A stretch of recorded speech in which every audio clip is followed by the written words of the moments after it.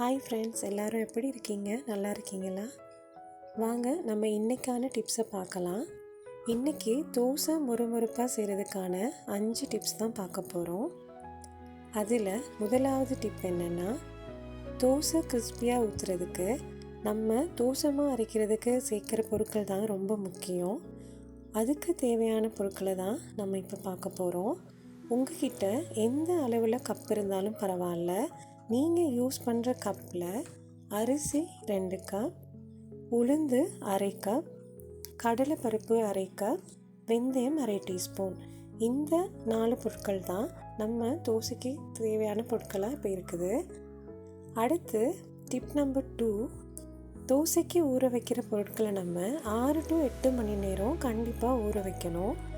6 to 8 மணி நேரம் ஊறினா தான் நமக்கு தோசை நல்ல கிறிஸ்பியாக கிடச்சிக்கும். அடுத்து டிப் நம்பர் 3, நம்ம தோசைக்கு அரைச்செடுத்த மாவை ஒரு 4 to 5 மணி நேரம் மூடி வச்சுட்டு பிறகு தான் தோசை ஊற்றணும். ஏன்னு கேட்டால் எவ்வளோக்கு எவ்வளோ நமக்கு பிடிச்சி வருதோ அந்த அளவுக்கு நமக்கு தோசை நல்லா கிறிஸ்பியாக கிடச்சிக்கும். அடுத்து டிப் நம்பர் 4, தோசைக்கு கரைக்கும் போது நம்ம கையால் தான் கரைக்கணும், ஸ்பூன் யூஸ் பண்ணாதீங்க.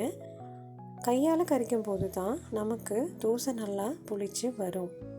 அடுத்து டிப் நம்பர் 5, தோசைக்கு ரெடி பண்ண மாவில் நம்ம 1 டீஸ்பூன் ரவா, 1 டீஸ்பூன் சுகர் சேர்த்து கலந்து 10 நிமிஷம் மூடி வச்சுட்டு பிறகு தோசை ஊற்றினா நல்ல கிறிஸ்பியாகவும் கோல்டன் ப்ரௌன்லேயும் நமக்கு தோசை கிடச்சிக்கும். ஓகே ஃப்ரெண்ட்ஸ், இன்றைக்கான டிப்ஸை ஃபாலோ பண்ணி கிறிஸ்பி தோசை செய்துட்டு கமெண்ட் பாக்ஸில் கமெண்ட் பண்ணுங்கள். உங்கள் ஃப்ரெண்ட்ஸ் அண்ட் ஃபேமிலிக்கும் ஷேர் பண்ணுங்கள். ஓகே ஃப்ரெண்ட்ஸ், நெக்ஸ்ட் வீடியோவில் சந்திப்போம். நன்றி.